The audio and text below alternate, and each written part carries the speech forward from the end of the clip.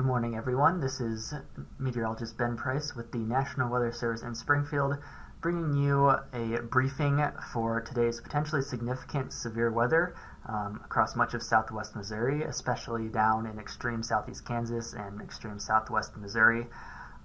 There's an enhanced level 3 of 5 risk for severe thunderstorms throughout our entire forecast area in southwest Missouri, and then there's a moderate 4 out of 5 risk for severe thunderstorms in extreme southwest Missouri and extreme southeast Kansas, which includes the cities of Joplin and then Newton and McDonald counties.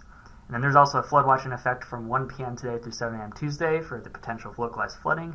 And then there could be some additional strong to severe thunderstorms across the eastern Ozarks Tuesday. So let's get into some of the details on this briefing here. Mainly for today, we're looking at strong to potentially significant severe thunderstorms for much of the area, mainly this afternoon into tonight. Some areas could see at least 2 to 3 rounds of storms through the day. So one thing we really want to emphasize is that just because one storm may have moved through your area does not mean that the threat is over. There's potentially up to 12 hours of risk today. And then all hazards are possible, potentially significant, including tornadoes. The threat for significant tornadoes is a bit uncertain right now. It depends on the storm mode and evolution, but the tornado threat in general is definitely there. We have medium confidence on that. And then large hail, wind, and then flooding as well are also medium to medium high confidence in those as well. So here's our probabilities for today. We've got a 30 to 45% chance for severe hail, mainly west of that Highway 65 corridor, but that does sneak east of Springfield, Lebanon. And then there is wind probability as well, 30%, and then the tornado probability is 15% for much of our area, and then in that extreme corner, or 10% for much of our area, and then that extreme southwest corner has a 15%. We are messaging max hail size to be up to tennis balls, max wind speed to be 60 to 70 miles per hour for much of the day, but then later on in the day we might get a line of storms later on in the night, and that could bring wind gusts up to 70 to 80 miles per hour, and then there is a moderate chance for tornadoes there, some potentially significant. So here's a look at the timeline today. Not really much difference in any location here. As we will look at soon, pretty much there's a medium to high chance for storms anywhere from 12 p.m. to 2 a.m. And any of those storms could become severe with the environment in place. Now there is higher confidence in like a narrow window, and that's generally between the 3 p.m. to midnight time frame is where our highest confidence in storms occurring is, and then that brings our highest chance for severe weather. Here's another look at those timing graphics. You can just see how that chance for severe weather persists at these locations anywhere from 2 p.m. all the way through 2 a.m. So the main thing that we're trying to message here is that you could see multiple rounds of potentially strong to significant storms. And if a storm does move through your area, just know that the risk is likely not over until later at night when we issue the all clear. So confidence levels are increasing now. We've got a low end of the high for coverage and hazards. Coverage of thunderstorms is expected to be high. The main uncertainty is just the extent of coverage during each round, and then the extent of severe thunderstorm coverage in general. We have confidence in all hazards being possible. There is just a little bit lower confidence in the occurrence of significant hazards. So that means EF2 plus tornadoes, greater than 2-inch hail, greater than 70 mile per hour wind gusts. If you had to put the chance for a significant severe, the highest chance for any significant severe would probably be hail, but these will all be determined by storm mode and evolution. And then timing locations are medium, as the risk covers our entire area for a long amount of time.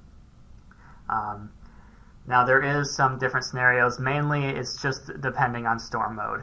If you get a messy storm mode, that could stunt your significant tornado threat, though tornadoes would still be possible even in a messy storm mode. And then there is increasing confidence in a line of storms to be the last final round of storms during the evening and overnight hours. And this would bring the greater wind risk, 70 to 80 mile per hour winds, and then a tornado risk as well, but less on the significant side. It would be more QLCS spin-up type tornadoes. And then there is a lingering severe weather outlook for Tuesday. Mainly just some strong to severe thunderstorms remain possible in the eastern Ozarks, and with these all hazards will be possible, but definitely a lower threat than what we are seeing today. And this will be mainly east of Highway 63 and could be late Tuesday morning, early Tuesday afternoon, before they quickly move east out of our area. Now, hazard probabilities for Tuesday, again, a lot lower than today, but there is a risk for everything from hail up to golf balls, 60 to 70 mile per hour wind gusts, and a low chance of a tornado. Now, another thing we want to message is the flooding threat today. We have a flood watch for our entire forecast area from 1 p.m. through 7 a.m. Mainly this is because there has been some rain that's already fallen across west central Missouri and east central Kansas. There have been some localized areas of 2 to 4 inches in those areas, so those will be particularly saturated and stressed right now. And then, of course, we are expecting those multiple additional rounds of thunderstorms. And we're expecting to see widespread amounts of 1 to 3 inches across the area, with localized amounts up to 5 to 7 inches on top of what has already fallen. So, of course, there could be some localized areas that see efficient rain rates and flash flooding, and some rises along waterways. So, have multiple ways to receive warnings for that. And remember, turn around, don't drown, and consider changing some outdoor plans if you have them. So this is the excessive rainfall forecast. This kind of highlights where we have highest confidence in excessive rain today, and that's in south central Missouri.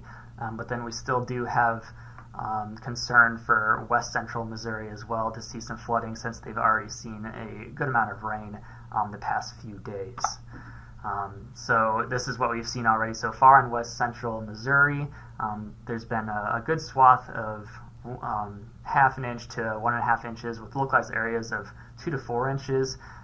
There has been some more rain that fell in that area today that is not included on this graphic, so please know that there are a bit higher totals in this graphic as well. And of course, more rainfall is on the way. Here's what we've got going forward. We've got 2 main corridors that we're looking at, again up there in west central Missouri, and then down in south central Missouri. Could see, and many more locations could see 1 to 3 inches, but those 2 areas could have localized areas up to 5 to 7 inches, which could promote some flash flooding. This is a graphic that shows that reasonable worst case scenario. Again, what does this mean? It's a worst case scenario graphic for the total rainfall amounts through Tuesday. It does not mean that if the worst case scenario were to pan out, that all the areas would see, this amount of rain that's shown on the graphic. This is basically showing you that in your location, this is, localized areas you could see up to this amount. So, for example, Nevada there has a 5.13 inch mark there. That's saying that localized areas around Nevada could see up to 5 to 7 inches, but for the most part, most areas around Nevada will see probably 1 to 3 inches. The main thing about this graphic is that it's highlighting the 2 main corridors for flooding concern, which is west central Missouri and southeast Kansas, and then south central Missouri. However, anywhere in the forecast area could see localized flooding. As this pattern, the storms are going to be all over the place, and they could move over multiple different locations. It's hard to pinpoint exactly where. So that's what brings in these confidence details. We have medium, low confidence in locations. We are upping our confidence in flooding occurring, and that's why there is a flood watch. Could see some flash flooding anywhere in the forecast area. We don't have high confidence in the degree of flooding. That will depend on how much rain occurs and where that rain occurs. So, with a setup like this, any small deviations in storm motions, or the amount of training of storms, or the amount of rounds of storms over a particular location can shift that axis of heaviest rain to any location. So bottom line is that you could see flooding anywhere in the forecast area. We are most concerned about south central Missouri and west central Missouri, but anywhere could see flooding come Tuesday morning. And with that, that's the end of this briefing here. I'm going to show soon just an example of what we could be seeing throughout today on radar, but make sure to have your weather-ready plan in place, and stay tuned for any forecasts, warnings. We're going to be issuing updates throughout today. So let's take a look at some simulated radar here. Again, this is not going to be what exactly happens. This is just an idea, and this will show you just how long the severe risk is and how many rounds of storms there are. So this is 7 a.m. in the morning. As we move forward, there could be some showers and thunderstorms during the morning. We aren't overly concerned about these thunderstorms. This is 10 a.m. These would maybe be lighter, but once we get past the 12 p.m. time frame, that's when things could get going. You could see some storms popping up across south central Missouri and then southeast Kansas. As we keep moving forward, that coverage increases. This is where we get our medium to high confidence in thunderstorms occurring. This would be 6 p.m. today, 7 p.m., 8 p.m., and so as you can see, 9 p.m., the coverage of storms just stays pretty consistent. You can see storms anywhere during this time frame, and they could be potentially severe. This is midnight, 1 a.m., and during this time frame, this right here would likely be a line of thunderstorms, a QLCS, that could produce some spin-up tornadoes. 2 a.m., 3 a.m. By 3 a.m., the risks should be out of our area.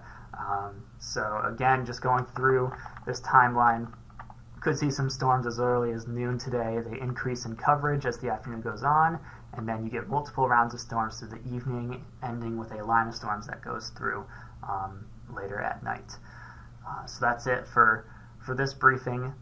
If you have any questions, you can reach us in Slack or NetNWS chat or on social media, and we will have as much updates as we can today. Please stay safe out there, and remember to remain weather aware.